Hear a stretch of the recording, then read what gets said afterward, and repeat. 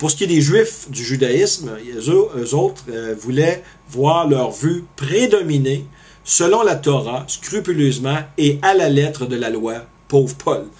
Ça ne devait pas être évident pour lui non plus, sûrement.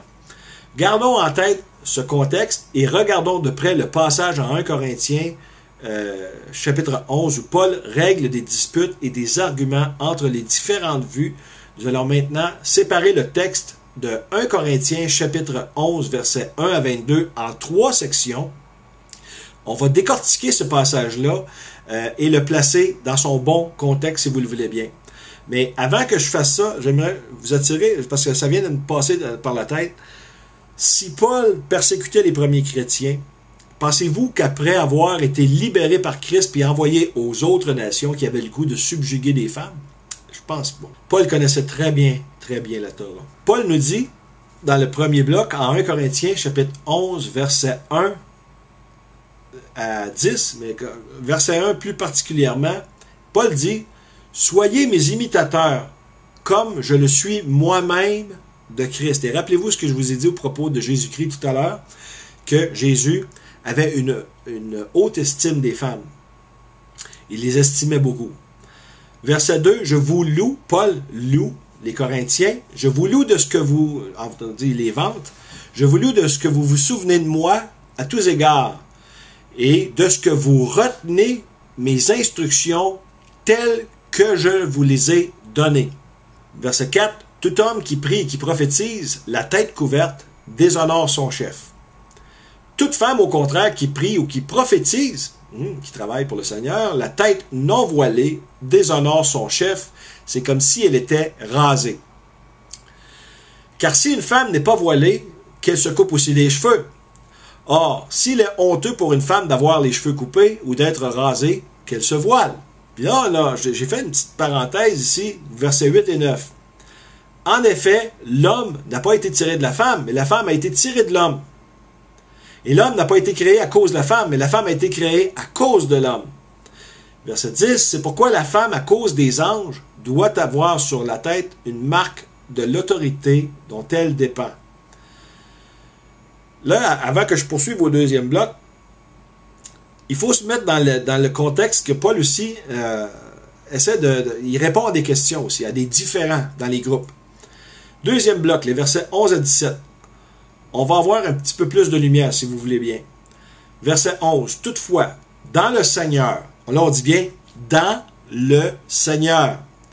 La femme n'est point sans l'homme, ni l'homme sans la femme. Voyez-vous la complémentarité ici? Donc, ça revient à dire ce que Paul disait en Galates 3, 28, 29. Car de même que la femme a été tirée de l'homme, de même l'homme existe par la femme, et tout vient de Dieu. Ça, c'est verset 12. Verset 13, jugez-en vous-même. Est-il convenable qu'une femme prie Dieu sans être voilée? Ça, on pose une question rhétorique ici. Quel voile? Et Paul va répondre. La nature elle-même ne vous enseigne-t-elle pas que c'est une honte pour l'homme de porter de longs cheveux? Mais que c'est une gloire pour la femme d'en porter, parce que la chevelure lui a été donnée comme voile. Quoi? La chevelure lui a été donnée comme voile. J'ai même, moi, une sœur en Christ qui me faisait le reproche de ne pas croire qu'il fallait que la femme soit voilée. Ben là, je lui ai donné ce verset-là. La chevelure lui a été donnée comme voile. Verset 15. Et après, Paul poursuit. Si quelqu'un se plaît à contester, autrement dit, si vous cherchez à me faire des troubles, nous n'avons pas cette habitude non plus que les églises de Dieu. Donc, autrement dit, laissez faire les niaiseries, là, puis les chicanes. Verset 17. En donnant cet avertissement, ce que je ne loue point, c'est que vous vous assemblez, non pour devenir meilleur, mais pour devenir pire. Question. Se pourrait-il que Paul en ait eu assez des tergiversations et des peccadilles ici? Moi, je dirais que oui. C'est ce qu'on va voir au troisième bloc, les versets 18 à 22. Verset 18. Et d'abord, j'apprends que, lorsque vous vous réunissez en assemblée, il y a parmi vous des divisions. Wow! Et je le crois en partie, que dit Paul. Verset 19, « Car il faut qu'il y en ait aussi des sectes parmi vous, afin que ceux qui sont approuvés soient reconnus comme tels au milieu de vous. » Qu'est-ce qu'il est en train de leur dire ici, là? C'est qu'il faut qu'il y ait ces chicanes et ces picadilles-là pour qu'il y ait des leaders les leaders sortent leur tête du troupeau, puis ceux qui savent enseigner droitement la parole de Dieu. Verset 20, « Lors donc que vous vous réunissez, ce n'est pas pour manger le repas du Seigneur, car quand on se met à table, chacun commence par prendre son propre repas, et l'un a faim tandis que l'autre est ivre. » Imaginez dans quelle sorte d'atmosphère, de chicane et de picadilles et de rôle de pouvoir et tout ça. Paul leur dit, « N'avez-vous pas des maisons pour y manger et boire? Ou méprisez-vous l'Église de Dieu et faites-vous honte à ceux qui n'ont rien? Que vous dirai-je? Vous louerai-je? En cela, je ne vous loue point. » Donc, vous voyez tout le contexte, là? Il y avait des chicanes, savoir, blablabla, les femmes font ci, les hommes font ça. Faut que les hommes fassent ci, les femmes fassent ça. En plus, ça prenait un coup, ces gens-là. Ça aimait la bouteille. Donc, on peut constater que Paul répond à une série de questions qui lui sont posées et il met fin au débat et aux controverses entre les frères au sujet de la longueur des cheveux d'un homme, imagine. Tout cela en démontrant sans équivoque l'égalité entre l'homme et la femme dans le Seigneur au verset 11 et 12. Question. Peut-on déduire que ces faux arguments n'ont servi qu'à essayer d'établir la supériorité de l'homme sur la femme pour la subjuguer? Maintenant, nous allons passer à un autre passage très controversé de Paul où l'on devrait comprendre, supposément, que les femmes devraient toujours se taire. On s'en va en 1 Corinthiens, chapitre 14, verset 34, qui dit « Que vos femmes se taisent dans les assemblées, car il ne leur est pas permis de parler, mais qu'elles soient soumises, comme le dit aussi la loi. » Oh, si j'arrête au premier degré de la lettre, ici, les femmes, je dirais, ont un sérieux problème, puis ça peut apporter certaines dames à déchirer ce verset-là de leur Bible. Mais ne faites pas ça, les femmes. C'est lorsque nous étudions ce chapitre au complet, on peut voir tout de suite que le verset est contraire, non seulement au reste du chapitre, mais contraire à tout le reste du Nouveau Testament. Et la question numéro 1, c'est est-ce que les 4 filles de Philippe, mentionnées en Actes chapitre 21, verset 9, doivent maintenant prophétiser la bouche fermée dans les églises? Question numéro 2, les dons de la grâce étaient-ils réservés aux hommes seulement? Je pense pas. Si Paul avait vraiment voulu faire taire les femmes en permanence, il aurait mieux fait d'utiliser les mots grecs phimou, et je vais les mettre à l'écran, et ezoukia. Mais curieusement, Paul a utilisé le mot sigao. Le mot sigao en grec signifie de se tenir volontairement tranquille. C'est bien différent de la contrainte imposée. Ce mot implique une discrétion volontaire de la personne, tout comme quand Jésus s'est tenu tranquille devant Ponce Pilate, en gardant le silence volontairement, selon Marc chapitre 14, verset 61. Le mot sigao est celui qui fut utilisé comme dans le cas qui nous occupe. Le mot sigao au Nouveau Testament a toujours impliqué de garder sa paix personnelle, de se taire volontairement, et ce n'est pas différent dans le cas qui nous intéresse. Et ici, comme ailleurs, c'est simplement une question de gros bon sens, bien sûr. Lorsqu'un orateur parle, on s'applique volontairement à écouter ce qu'il dit. Et que nous soyons hommes ou femmes, c'est rien qu'une question de respect de base pour tout être humain, sans égard au sexe de la personne. Donc, imaginez Paul et les chrétiens du premier siècle se réunissant dans les maisons. Imaginez Paul comme invité d'honneur, disant à la dame de la maison, la maîtresse de la maison, « Tais-toi, tu n'as pas le droit de parler. » Sa carrière d'apôtre aux autres nations aurait pris fin assez abruptement. C'est au verset 35 que l'on dit qu'il est honteux pour des femmes de parler dans les assemblées. Ici, il faut être clair. Si les gens chuchotent entre eux durant la prêche, qu'ils soient hommes ou femmes, ça dérange. C'est une honte de déranger les autres qui essaient d'écouter attentivement, en silence, le message de Dieu que Dieu donne à son oint. La jeune église de Corinthe ayant son lot de nouvelles convertis, de nouveaux et de nouvelles convertis, il serait logique de comprendre que les messages de Paul inspirés par le Saint-Esprit aussi, devaient être écoutés dans le plus grand silence pour pouvoir en retirer un maximum, bien sûr. Et l'Église de Dieu doit se réunir dans l'ordre, mais cela ne veut pas dire de garder le silence à perpétuité, simplement d'éviter les bavardages entre personnes d'un banc à l'autre ou d'une personne assise une à côté de l'autre. On se transporte maintenant à la ville d'Éphèse en Éphésiens chapitre 5, où encore une fois, on a affaire à une mauvaise compréhension du contexte communautaire. Au verset 22, il est écrit « Femmes, au pluriel, soyez soumises à vos propres maris comme au Seigneur. » Et j'espère que ça fait réfléchir. Pour bien comprendre le contexte communautaire, il faut d'abord remonter au verset 18 à 21, où on peut lire « Et ne vous enivrez pas de vin, en quoi il y a de la dissolution, mais soyez remplis de l'esprit. » Verset 19. Vous entretenant par des psaumes et des hymnes et des cantiques spirituels, chantant et psalmodiant de votre cœur au Seigneur, rendant toujours grâce pour toutes choses au nom du Seigneur Jésus-Christ à Dieu le Père, étant soumis les uns aux autres dans la crainte de Christ. Oh! Verset 21. Les hommes et les femmes de l'Église sont soumis les uns aux autres. Pas merveilleux, les filles? Merci. Donc, on s'aperçoit très vite que le verset 22 peut facilement être mal interprété si une personne en mal d'autorité veut voir sa conjointe lui obéir au doigt et à l'œil. Mais regardons aussi la suite du verset 22 qui dit ceci. Au verset 23. Parce que le mari est le chef de la femme, comme aussi le Christ est le chef de l'assemblée, lui le sauveur du corps. Verset 24. Mais comme l'assemblée est soumise au Christ, ainsi que les femmes le soient aussi à leur mari en toutes choses. Mari, aimez vos propres femmes. C'est un commandement. Vous êtes obligés. Tu n'as pas le choix. T'aimes ta femme. C'est un commandement. OK? Comme aussi le Christ a aimé l'assemblée et s'est livré lui-même pour elle. Comment qu'il faut que t'aimes ta femme, chum? En te livrant toi-même pour elle.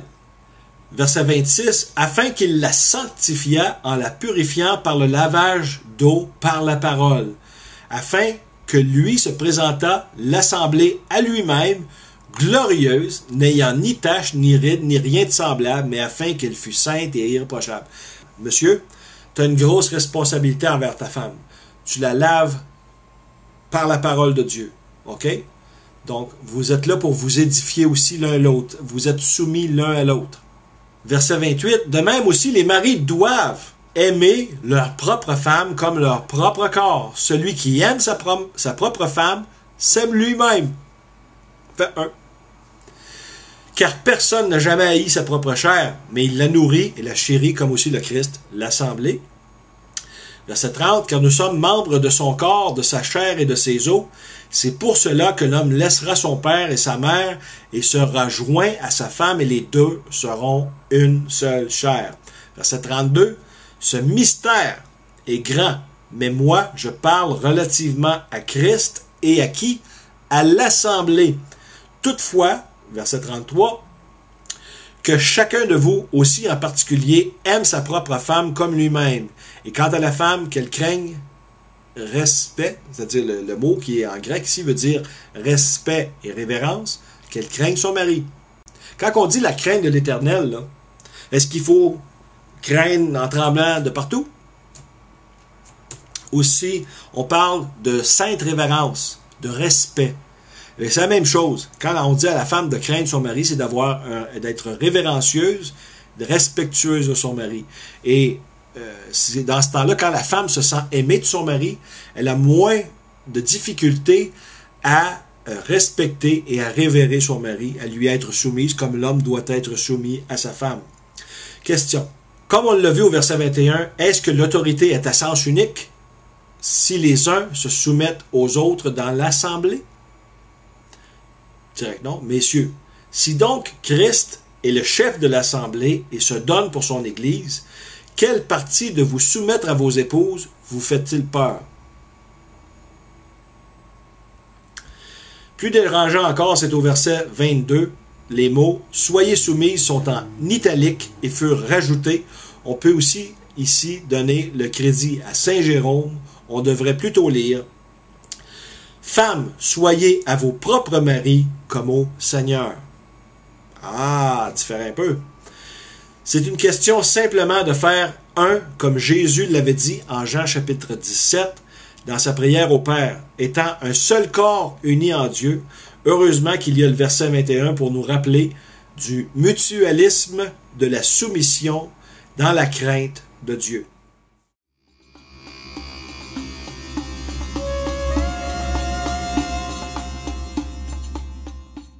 On passe à la partie numéro 8, dans le vif du sujet. C'est maintenant le temps de s'attaquer au plus coriace des passages de Paul, passage qui a provoqué, comme je vous disais tout à l'heure, une de nos sœurs à un point tel qu'elle a déchiré les pages où sont écrits ces versets. Ici, encore une fois, il faut avoir en tête la communauté plutôt que l'individualisme et tout va rentrer dans son bon contexte. On va donc se rendre à la première lettre de Timothée où supposément les femmes doivent se taire. Encore une fois, c'est-à-dire, et ne surtout pas enseigner ni avoir d'autorité sur l'homme. Il est écrit. En 1 Timothée chapitre 2, verset 8 à 11. Verset 8, « Je veux donc que les hommes prient en tout lieu. » Moi, je soupçonne qu'il y a les hommes ici, ça voudrait dire Adam, hommes et femmes. Hommes et femmes prient en tout lieu, élevant des mains saintes, sans colère et sans raisonnement.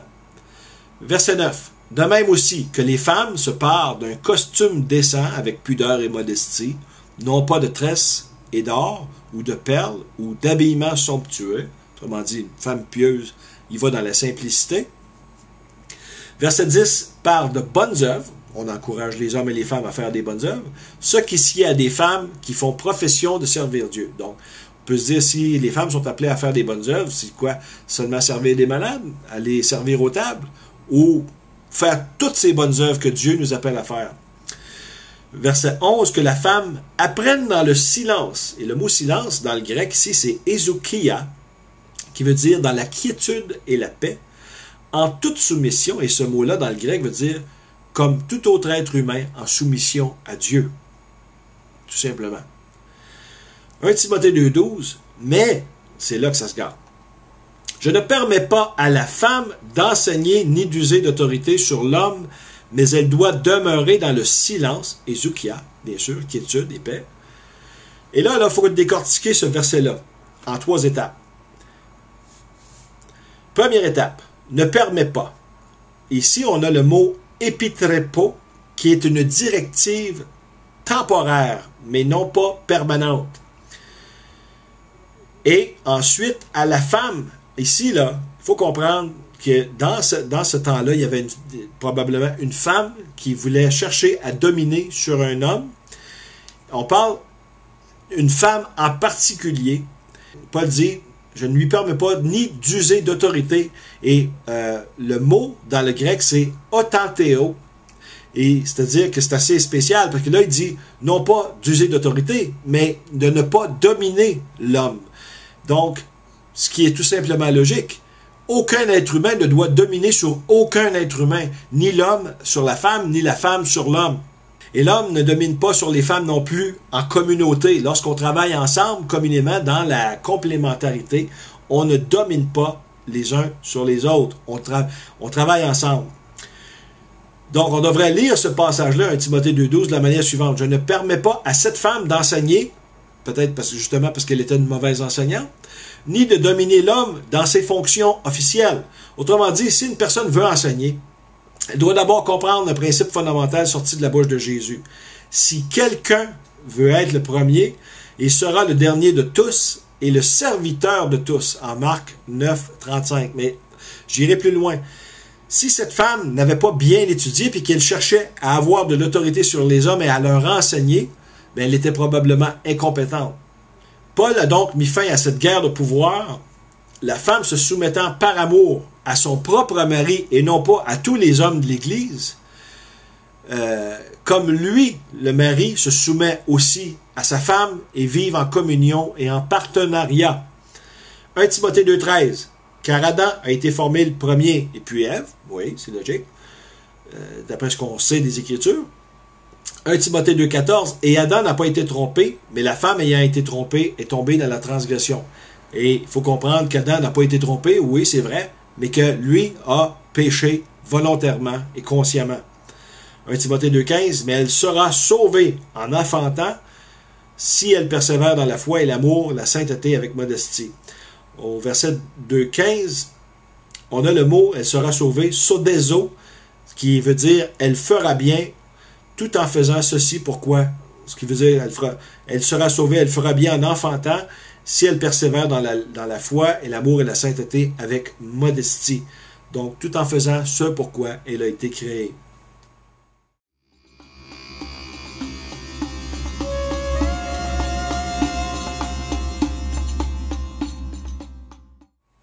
On passe à la partie numéro 9, où il est question d'autorité. Et tout de suite en commençant, j'ai le goût de vous poser 3 questions. La première, que doit-on penser du fait qu'en Juge, chapitre 4, Déborah, une prophétesse de l'Ancien Testament, ait pu devenir juge sur Israël? Question numéro 2. N'était-ce pas un rôle traditionnellement donné aux hommes? Question numéro 3. Y avait-il de la dissension dans le peuple à cause de sa nomination au poste de juge? Vous rappelez-vous d'avoir lu qu'il y a eu de la chicane, de la dissension à cause de la nomination de Déborah comme juge? Moi, je ne me rappelle pas. Nous savons toutefois que le Dieu de la Bible est souverain et que ce qu'il décide, nul ne peut l'empêcher. C'est pourquoi au livre des Actes des Apôtres, il est écrit: « Si ce dessein ou cette œuvre est des hommes, elle sera détruite. Mais si elle est de Dieu, vous ne pourrez les détruire, de peur que vous ne soyez même trouvés à faire la guerre à Dieu. » Donc, ceux qui attaquent le ministère des femmes, puis attaquent les femmes pasteurs, puis, comprenez, là, qui disent qu'il y a un ordre masculin d'établi dans l'Église, là, vous êtes dans l'erreur. Et moi, là, si j'avais un bon conseil là, pour vous, messieurs, là, c'est de vous rappeler que David n'a pas osé parler contre Saul, qui était dans l'hérésie la plus totale et dans la désobéissance. Parce qu'il savait que l'onction de Dieu reposait sur Saul. Non, là, j'aimerais vous amener à réfléchir que si Dieu a mis son onction sur une femme, moi, je vous conseillerais de ne pas parler contre cette femme-là. Question. Si la femme ne doit pas du tout enseigner à l'homme, pour quelque raison que ce soit, pourquoi lui confierais-je la lourde responsabilité d'enseigner la parole de Dieu à des enfants, les miens par exemple? Pourtant, en Proverbe chapitre 31, verset 1, la mère du roi, Lemuel, lui a enseigné.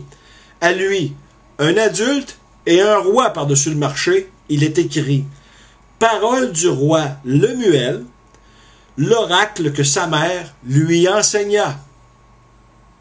Wow! Dans l'Ancien comme dans le Nouveau Testament, on retrouve des prophétesses servant Dieu dans le temple, des guerrières de la prière, capables, par l'onction du Saint-Esprit, de prophétiser. Faut-il comprendre qu'elle prophétisait avec un bandeau sur le visage et aussi sur la bouche, pour ne pas offenser ces messieurs? Je pense pas. Et juste pour vous rappeler, il y en a eu plusieurs prophétesses. Il y a eu Marie, la sœur d'Aaron, en Exode 15-20. On a Hulda, la prophétesse, en 2 Rois, chapitre 22, verset 14, en 2 Chroniques 34, 22. On parle d'une certaine prophétesse nommée Noadia, en Néhémie 6, 14, et de la suite, une certaine prophétesse qui conçut et enfanta un fils en Ésaïe 8, 3. Finalement, pour terminer, pour clore, j'aimerais vous dire qu'aujourd'hui, lorsque je vois une femme pasteur, j'ai toujours le goût de lui demander: coudonc, ton ministère, là, ça vient-tu d'un ardent désir personnel? Est-ce que ça vient d'un encouragement humain collectif? Ou bien ça vient-tu d'un appel direct d'en haut? Moi, je sais une chose, OK, les frères et les sœurs, c'est que la responsabilité de faire des disciples dans la grande mission là, de Matthieu 28, 19 à 20 fut donnée autant aux hommes qu'aux femmes. Hommes et femmes ont tous et toutes reçu les dons de la grâce. Pourquoi? Pour l'édification de l'Église. Car nous avons tous reçu le même Esprit Saint, nous équipant lui-même par la même parole inspirée par lui, par l'Esprit Saint, pour participer à toute bonne œuvre de Dieu, comme l'apôtre Paul l'a si bien dit en 2 Timothée 3, 16, 17. Il nous suffit simplement d'étudier les Écritures pour laisser Dieu nous transformer de l'intérieur, pour laisser Jésus briller et attirer des âmes précieuses à lui. Donc, mesdames, là, merci d'être là, puis d'annoncer la bonne nouvelle, puis d'enseigner avec moi. Je vous aime. OK? Moi, là, personnellement, quand je vois une sœur expliquer les Saintes Écritures aux inconvertis là, sur l'Internet, mais je me réjouis. Lorsque les femmes l'enseignent à des hommes, en plus, et leur font profiter de leur connaissance biblique, car la foi, faut pas l'oublier, la foi vient de ce que l'on entend, et ce que l'on entend vient de la parole de Christ, de la parole de Dieu. Ça, c'est Romains 10, 17, si ma mémoire est bonne.